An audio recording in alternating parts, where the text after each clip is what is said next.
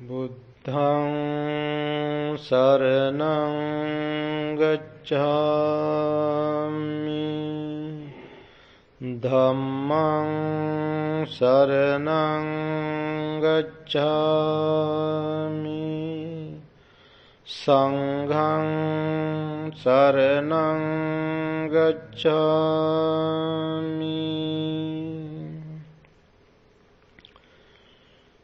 Ekāyano ayaṃ bhikkhave maggo sattānaṃ visuddhiyā soka pariddvānaṃ samatikhamāya dukkha dūmanasānaṃ attangamāya ñāyassa adhigamāya Nibbānassa saccikiriyāya yadidaṃ cattāro satipatthāna. Monks, this is the only way for the purifications of beings, for the overcoming of sorrow and lamentation, for the disappearance of pain and grief, for reaching the path, for the attainment of enlightenment. That is the four establishments of mindfulness. Friends, this is the preamble of the Satipatthana Sutta, Four Establishments of Mindfulness. Tonight, our topic is Four Establishments of Mindfulness.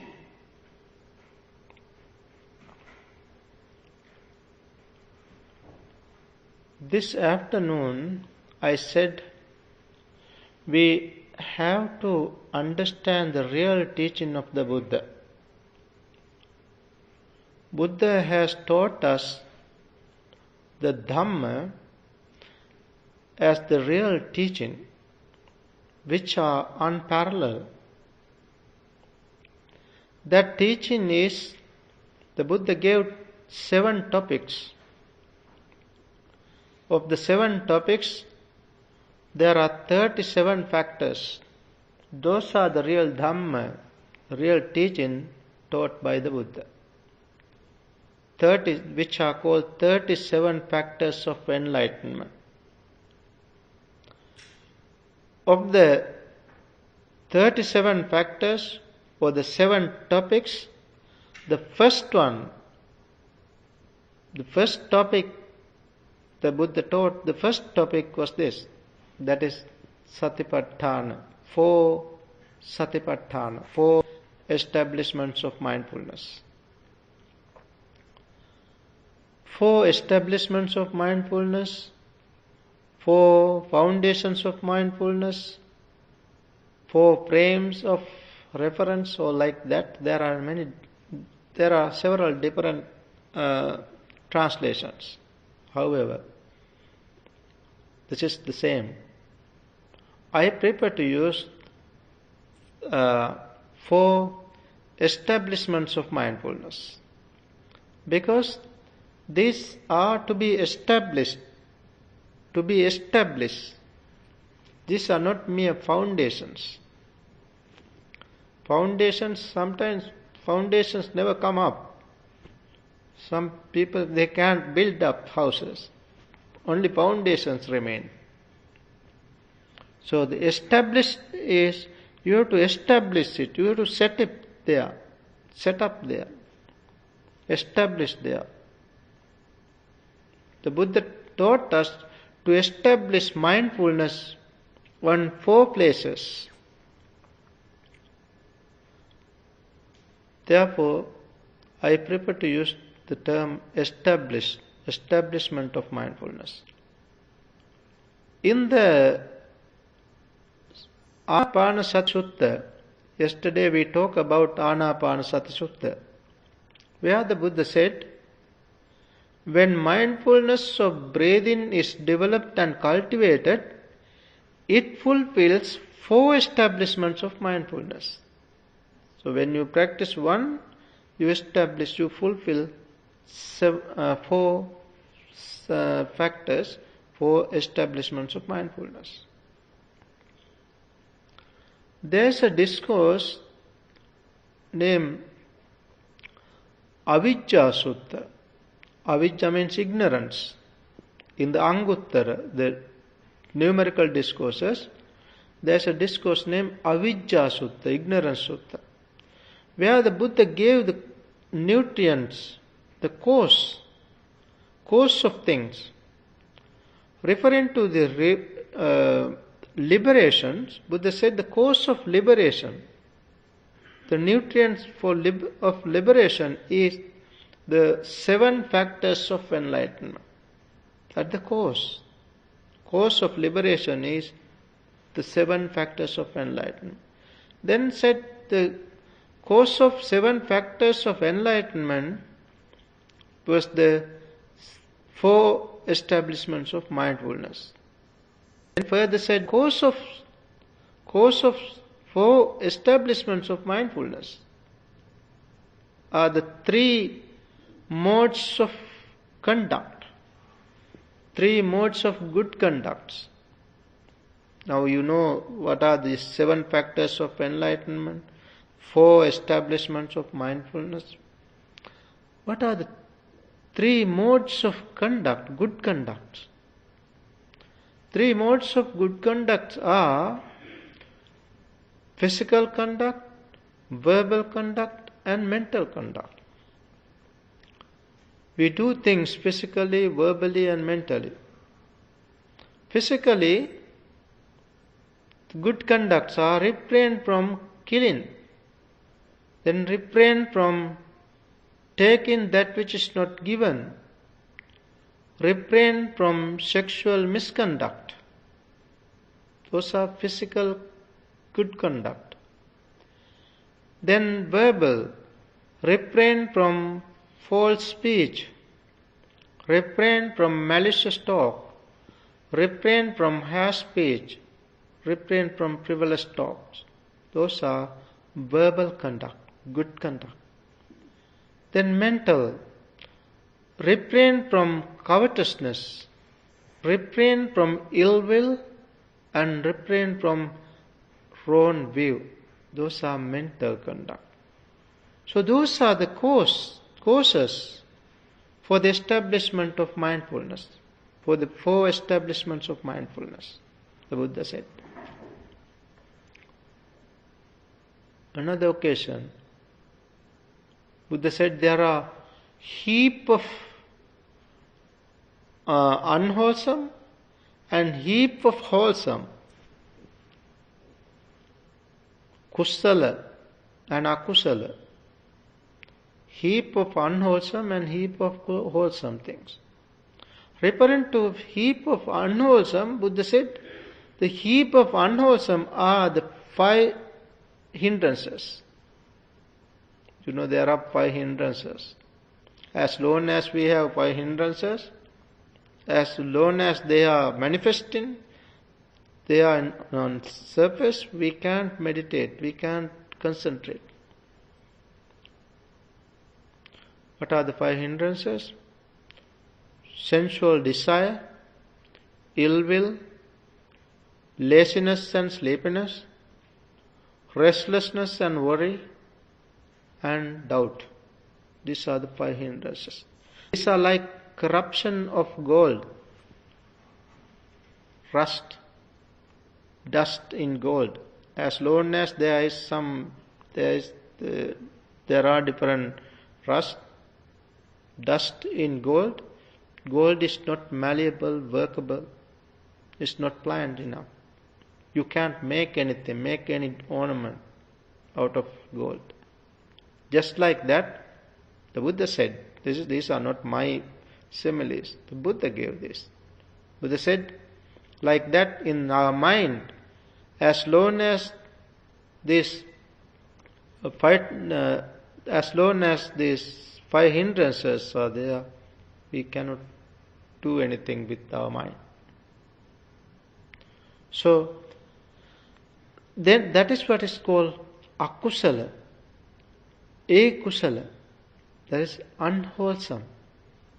Heap of unwholesome. As long as we have these 5 hindrances, that is a heap of unwholesome. Then the Buddha said it is opposite. Heap of kusala, heap of wholesome. That is 4 establishments of mindfulness. One day, Buddha addressing the monks said, "Monks, once there was a hawk and quill, this little bird, quill. The little bird, quill, while it was on a fence, exposed in the sun, morning sun, the hawk swooped down and seized the little bird and took it away. While it was being carried off, the little bird said, 'Gee, it's my fault. I was not in the right place. It is my mistake. If I were in my own domain, own resort, then this never happened. It was my fault, my mistake.' Then the hawk asked, What is your domain? What is your resort?"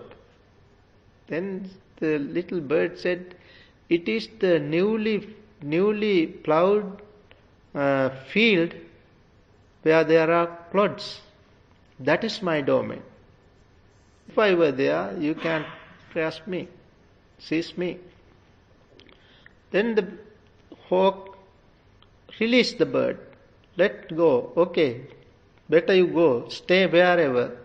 If possible, you can escape." Then the little bird went there and sat on a clod and said, "Okay, come now, get me now." Then the hawk swooped down and tried to grasp it. When it tried to grasp, it hit its chest, hit the clod and died on the spot. Because the little bird, when the hawk is coming closer, approaching, he went inside. The little bird went in. So he died on the spot, this hawk. Buddha said, like that, if you monks, this is not only for monks, all followers, if you are not in your own domain, own resort, the Mara will grasp you, seize you. Therefore, stay in your own domain. Sake pettike visay charata. That is how the Buddha said in Pali. Sake pettike visay, your ancestral domain. Stay in your ancestral domain. What is that? That is 4 foundations of mindfulness. That is the place. That is where we have to practice. We have to stay. Otherwise, the Mara will grasp us. That is the meaning. Friends, the Buddha, from time to time, Buddha said, make your own island. Sometime you might have heard this. Buddha said, make your own island. Go your own refuge. Like that. Atta Deepa Viharata. That is how the Buddha said, Atta Deepa Viharata. Make your own island. Deepa means island. Padipa means light. There are 2 terms, Deepa and Padipa. Be your own island. Make your own island. What is this island?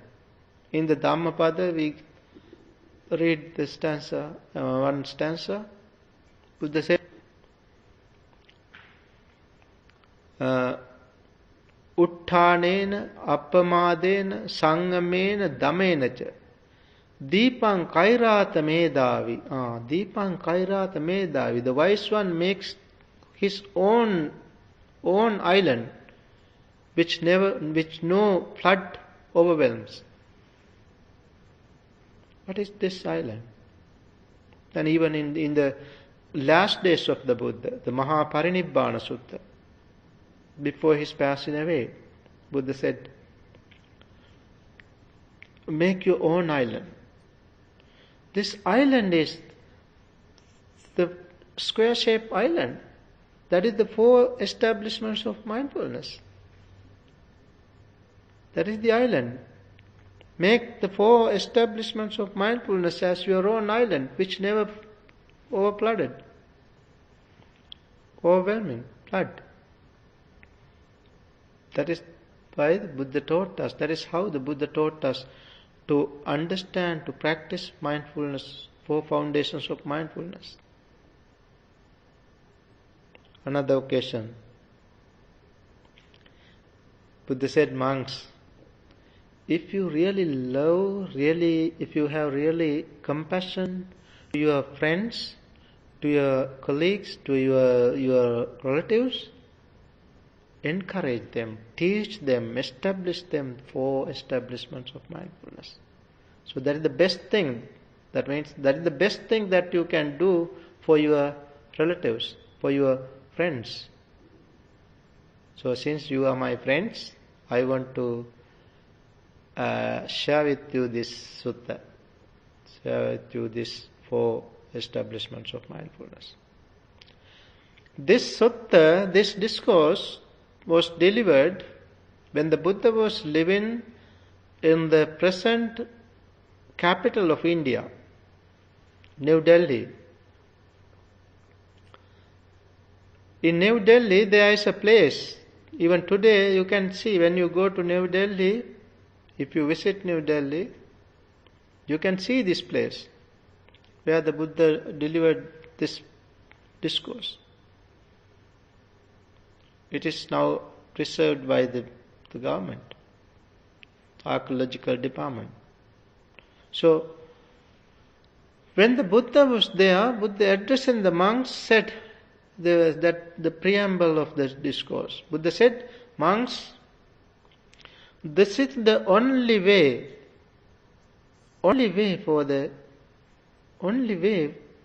the Buddha said only way, sometimes some people think that, oh, how comes? Is that the only way? Why not? There are many different ways. How can you say only way? Some people don't like the term, the way that when we say only way. It is true, it is the only way. For many different things there are many ways. If you want to go to hell, there is a way. If you want to go to heaven, there is a way. If you want to go to be with the God, there is a way.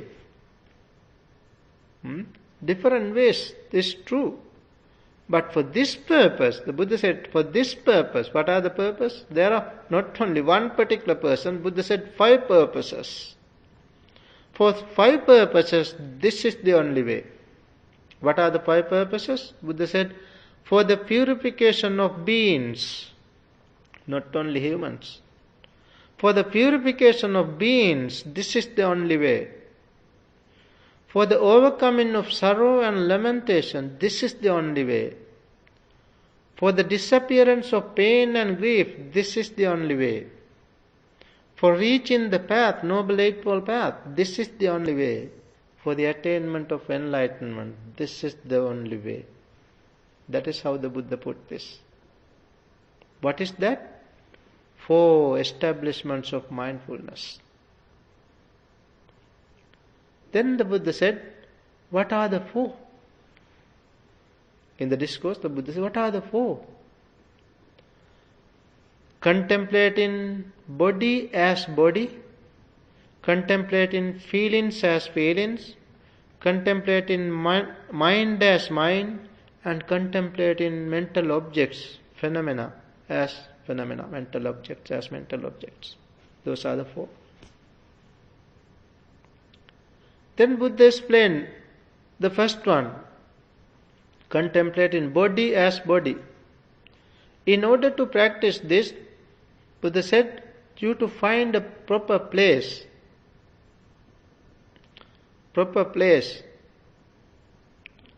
In that topic, when you practice contemplation on body as body, there are 6 subsections. Of the 6, the first one is mindfulness of breathing. When practice mindfulness of breathing, you need to find the proper place. Buddha recommended 3 places. Find a place, go to a forest, aranyagatova, go to a forest. Or rukkhamulagatova, go to a foot of a tree. Then sunyagaragatova, go to an empty hut, empty place. So this is it. This is aranya, forest, woods. There are trees. You can practice under trees. This is empty house. Nobody is living here. Now, today, these days you are here, but nobody is living here. That is how it's empty. So, this is the best place. And also your house, your own home is empty. It is empty when at night. It is empty. Nobody is there to disturb you. If you can wake up little bit, that is the empty place. Don't worry to go to a certain place. Stay there. Practice at home. That is the empty house, empty hut. Make it empty. And also sometimes your day off, nobody at home. That is empty time. Practice meditation like that. So, then Buddha said, when you go to these places, sit cross-legged. Keep the body straight. And give attention to the front of your face. And observe your breath. That is how Buddha recommended to observe breath. When observe the first four steps, Buddha gave the first 4 steps to practice. In this particular discourse, 4 steps. When you practice these 4, as I said the other day, you come to a crossroad where you can take the decision which way to go. So, now when you practice, that is the first section. As I said, there are 6 different sections. The first section is mindfulness of breathing. When practice the 4, where you are developing concentration meditation. And then there is this latter part of this. The first part is concentration. The latter part is, there you find ajjattang va iti ajjattang va kaye kayanupassī bahiddhā va kaye. Ajjatta means internal. Internal body, you observe internal body and the external body. Then said internal and external both. Then said samudaya, arising via perishing. Samudaya via arising and perishing. This is insight. You see, concentration and insight both, serenity and insight both together. The same sutta, same place. This go hand in hand. When we practice mindfulness of breathing.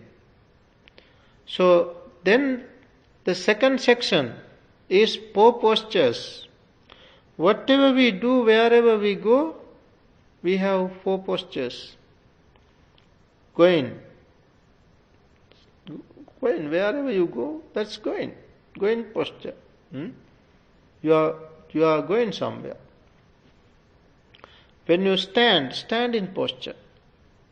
Then when you sit, that is sitting posture, or reclining, sleeping posture. Those are the 4 postures. So, the Buddha said, give attention, be mindful of these 4 postures. How you are sitting, what you are doing. Be mindful. That is the second subsection. The third subsection is the clear comprehension. We talked about this. Gacchanto va gacchami, when you go forward, understand clearly. When you come back, understand clearly. When you eat, understand clearly. When you drink, understand clearly. When you use restroom, understand clearly. Like that.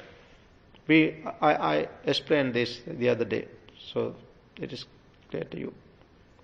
That is the third subsection. Then the fourth one is, the Buddha classified this body into 32 parts. 32 different parts. There are 32 different parts of the body. Buddha said, Kesa, head hairs, Loma, body hairs, Naka, nail, Danta, teeth, Tacho, skin, Mansang, flesh, Naharu, sinews, Atti, bones, Attiminja, bone marrow, Wakkang, kidneys, Hadayang, heart, Yakanang, liver, Kilomakang, diaphragm, Pihakam, spleen, Pappasang, lungs, Antang, intestine, large intestine, Antagunang, small intestine, Udariyang, stomach, Karisang, peses, Pittang, bile, Semhang, phlegm, Pubbo, pus, Lohitam, blood, Sedo, sweat, Medo, grease, fat, Assu, tears, Vasa, grease, Kelo, saliva, Singanika, mucus,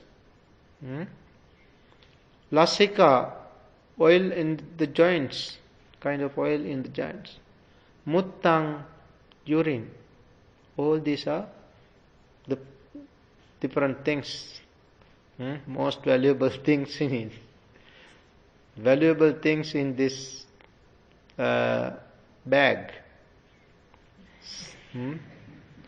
Which the Buddha gave this simile. These are not my similes. Buddha said this is like a bag, like garbage bag. But I have seen, when I see these garbage bags, I have contemplated this. This is transparent, you see. You can do that. When you see the transparent bags, which is full of garbage, see, just like the person. Inside, you can see what's there inside. That is exactly the same. Inside the same. Exactly the same. Buddha said this. Buddha gave this simile. Simile of the bag which has two opens, and a person fill up with different grains and then open it and see different things inside. Just like that, observe, understand these different parts of the body. That's how the Buddha said. And then next section, the fifth section is 4 elements: earth, water, fire, air. Observe these 4 elements in this body, in this faculties. And then the 6th subsection is, in the time of the Buddha, when the people died, the corpses were taken to the charnel ground. They just put them away. They did not cremate or buried. Then the Buddha asked monks and his disciples to go and observe these corpses, dead bodies.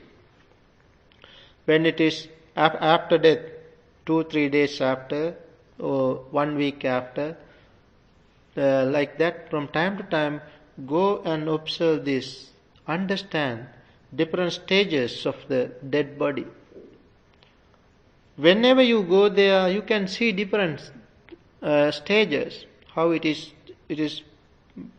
blue, it's bloating, different oceans. Sometimes when you go there, it's devoured by different animals. Go there and see this and compare it this to your body. That itself is the way to practice, understand the nature of this body. That is also a part of practice. So 9 different stages. Buddha pointed out 9 different stages. Eventually when you go there, you find only some little like powdered bones. Like powder. That is, then also you can compare to, oh, this is what happened to me also. All the time you have to think. Whenever you go there, you have to think, this is what happened to me also. This is what happened to me also. Like that. So those are the 6 sections of practice in body as body. So then the Buddha said the second establishments of mindfulness, feelings as feelings, where you have to observe feeling, not the breath. That time you have to observe your feeling, your sensation. There are different feelings. Buddha pointed out 9 different types of feelings in this sutta. Basically there are 3 different feelings. Pleasant feeling, painful feeling, and neither painful nor pleasant feeling. Then there is worldly feeling and unworldly feeling. Worldly and unworldly feelings. So in that way it becomes 9 different feelings. Not only 9, but in different discourses Buddha has talked about 108 types of feelings. There is a discourse named Bahuvedaniya Sutta, many types of feelings, in which the Buddha talked about 108 types of feelings. So, when practiced, the practitioner is expected to understand these different feelings. And then mind, the third establishment of mindfulness is mind as mind, where you are supposed to observe mind. Then you have to understand different states of mind. So when you practice one, you are not practicing other. That means when you practice mindfulness of mind, you are not observing breath or feelings, but only mind as mind. When the mind is affected by lust, you understand it is affected by lust now. Now I have lust thought, lustful mind. If it is not affected by lust, you simply understand that it is not affected by lust. If it is affected by hate, you understand, oh, now it is hate. Now there is hate in my mind. If there is no hate, no hate. Understand it is unaffected by hate. If it is affected by delusion, understand as delusion mind. If not, undelusion mind. Sometimes your mind is contracted mind, or distracted mind. When your mind is distracted, simply understand it is distracted mind. When the mind is exalted mind, unexalted mind as unexalted mind. Surpassed mind as surpassed mind, unsurpassed mind as unsurpassed mind. When the mind is concentrated mind as concentrated mind. If the mind is agitated, unconcentrated, then unconcentrated mind. So whatever the conditions, whatever the state of mind, you are supposed to understand that mentality. That is how one practices mindfulness of mind as mind. Contemplating mindfulness as mind as mind. Then the Buddha said the fourth section, fourth establishments of mindfulness. This is the experiential level. This is how you experience things. The last one, where you can understand your hindrances and you can cut off your hindrances forever. After that, no more hindrances. Where you have to understand when the hindrances arises. Whenever the hindrance arises, you have to understand, now this is hindrance. Whenever it is fading, you have to understand it. Like that, hindrances, five hindrances, fading away. They go for good, no more. That is the first realization, first experience in the mental objects as mental objects. Mental objects are these experiences. So when you practice, you can understand sensual desire, ill will, sloth and torpor, or laziness and sleepiness, restlessness, worry, doubt. So that is the understanding. Then with that understanding, you observe your five aggregates. When you observe your five aggregates, you can understand five aggregates as they are. These are impermanent, unsatisfactory, without a self. Five aggregates, as I said today, form, you can see form as a form. Co-less, pithless, no substance. And feeling is like a bubble. Buddha said feeling is like a bubble. Then perception is like a mirage.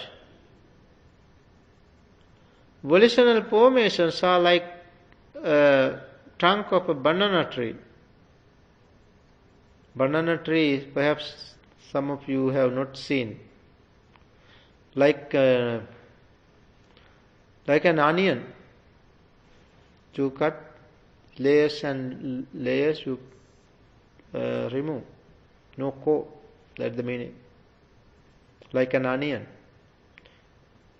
Volitional formations are like onion. And consciousness is compared to a magician. There are 6 magicians. Here, eye, ear, nose, tongue, body and mind. 6 different magicians. They perform their own magic. Then we are deluded. We are deceived. They have their own magics. That is what happened. So the Buddha said to observe, understand these 5 aggregates. If you understand these 5 aggregates, that is the understanding of dukkha, the first noble truth. So the Buddha said this, now when you observe, you can understand 5 aggregates. Then you to understand, that is what we try to do. Today, what we try to do to understand these 5 aggregates. Now next, the Buddha said, understand 12 bases, which we want to try tomorrow. 12 bases and 18 elements. 12 bases are I, form, ear, sound, nose, smell, tongue, taste, body, tangible object, mind and mental object. Those are the 12 bases, internal and external. Then 18 elements are together with their consciousness, like eye, form, eye consciousness, ear consciousness, nose consciousness, tongue consciousness, body consciousness, mind consciousness. All these are 18. So then the Buddha said, when you practice this, you are developing, you have already developed your faculties also. 5 faculties and 5 powers. Together with that, you can understand, you can develop your 7 factors of enlightenment. When you develop your 7 factors of enlightenment, the last one is equanimity. You have equanimous mind to understand the first noble truth. Then you understand the cause of dukkha, then the cessation of dukkha. Then you are following the path. You are now on the path. Not at the beginning. Now by this time you are practicing the 7th factor of the path, what is called right mindfulness, samma sati. Then when you practice further, samma samadhi, your samadhi is now very well developed. It is supported by the first 7 factors of the path. It is right samadhi. When you have right samadhi, it is not the end. The 8th factor of the path is the right concentration, it is true. But the path is not completed yet. The path then becomes 10-fold path. 10-fold path now. How? The 9th one is called right knowledge. 10th one is called right liberation. Then only the path is completed. So the path, noble 8-fold path, should be noble 10-fold path for the completion of the journey. Together with that, the 9th factor, 9th one is right knowledge. What is this right knowledge? Knowledge of the 4 noble truths. Then right liberation. That is Nibbana. That is how one come to understand, realize Nibbana. So friends, the Buddha delivered this discourse, and at the end of the discourse, Buddha gave an assurance, gave a promise. Buddha said, monks, if anyone practice this as said, as given here, if practiced for 7 years, can attain enlightenment. Or if residue remain, can attain as non-returner, anagami, the state of non-returner. Then said, forget about 7 years. Within 6 years you can do this. Then said, not even 6 years, 5 years, within 5 years you can do this. Then said, within 4 years you can do. Within 3 years, 2 years, within 1 year you can do this. Then said, even you don't want 1 year, within 6 months. Within 6 months you can attain enlightenment. Or if there are some residues, you become non-returner. Then 5 months, 4 months, like that, Buddha finally said, if practice accordingly, you can attain enlightenment within 7 days. That is the assurance, that is the promise given. So friends, let's understand the significance of this wonderful, this marvelous discourse. This is the technique of meditation. And read this discourse again and again.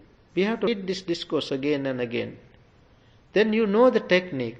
You don't want to follow many different techniques. This is the technique. You yourself know then. Better you read this again and again and practice accordingly. That is your teacher. That is the teacher. Dhamma. Buddha said, Dhamma is my teacher. After my passing away, Dhamma will be your teacher. So this is the teacher. So read again and again. Practice again and again. So then you can understand. One day we all can attain enlightenment. May we all attain supreme bliss of Nibbana. Sadhu, sadhu, sadhu.